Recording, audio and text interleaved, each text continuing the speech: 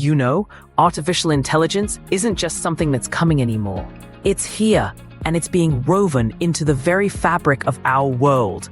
So, in this daily brief for August 29th, 2025, we at Faraka Invention Academy have put together research we've performed, and we're going to look at exactly how that's happening, from these huge top-down national strategies all the way down to a single line of code. It's really easy to think of AI as this one big thing that just sort of appeared, right? But the reality is so much more interesting. It's actually this massive, multi-layered effort that's happening all at once, from the highest states of government right down to the individual programmers making it all work.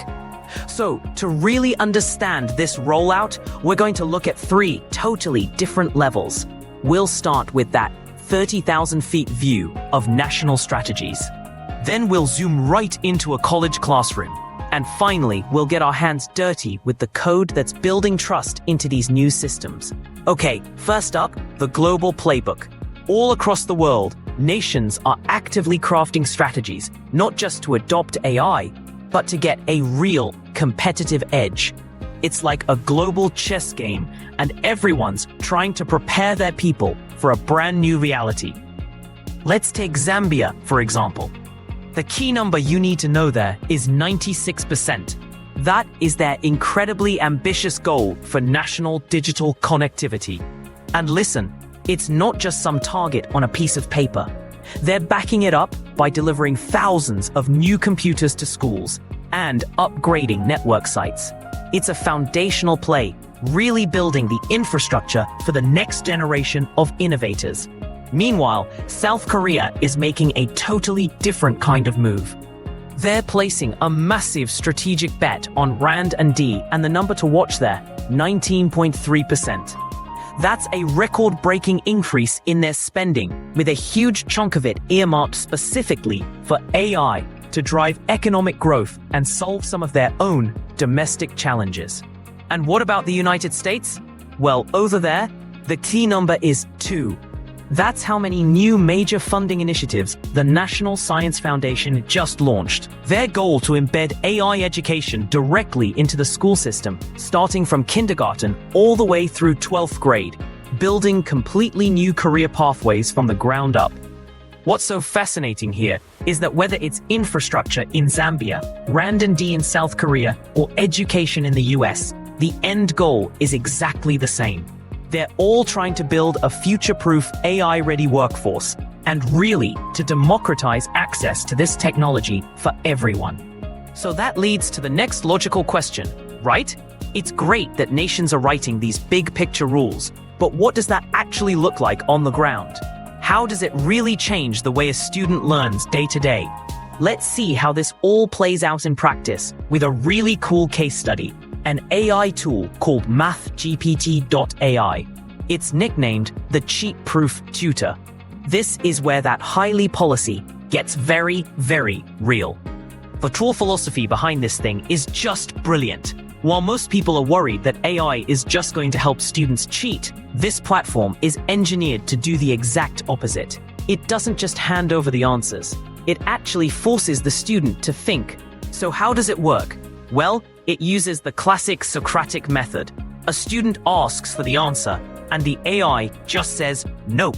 Instead, it asks a strategic question that nudges them in the right direction.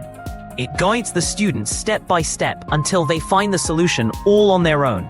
See, the goal isn't getting the answer, it's understanding the process of getting there. And it is clearly working. The platform is already expanding to over 50 universities. It automatically generates and grades homework, and it can even verify handwritten work to make sure everything's on the level.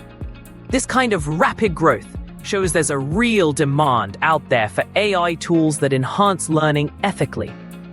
All right, so we've seen the national strategy and the classroom tools, but none of it works if we don't trust the technology itself. And that brings us to a really fundamental challenge: data privacy. And this fascinating new idea, teaching an AI how to forget. This is a genuine breakthrough for researchers at UC Riverside. They've developed a method they call AI unlearning. And what it does is it lets a developer go into a fully trained AI model and basically perform surgery to remove specific pieces of data, like your private information or copyrighted material, without having to scrap the whole thing and start all over again. The innovation becomes crystal clear when you compare it to the old way of doing things. Retraining a model from scratch is incredibly slow. It is wildly expensive, and it uses a ton of energy. AI unlearning, on the other hand, is fast. It's cost-effective, and it's efficient. It is an absolute game changer for making AI compliant with privacy laws around the world. Okay, we've gone from national policy to a classroom app to the code underneath it all. So now, let's zoom back out and connect these dots. What's the unified vision that's emerging for our global AI future? You know, when you look at all these stories together, a few key themes really start to pop out. The approach is proactive. They're building rules and ethical safeguards like privacy protections and cheat proofing before they become huge problems. There's a big focus on scale and making sure this stuff is applied responsibly.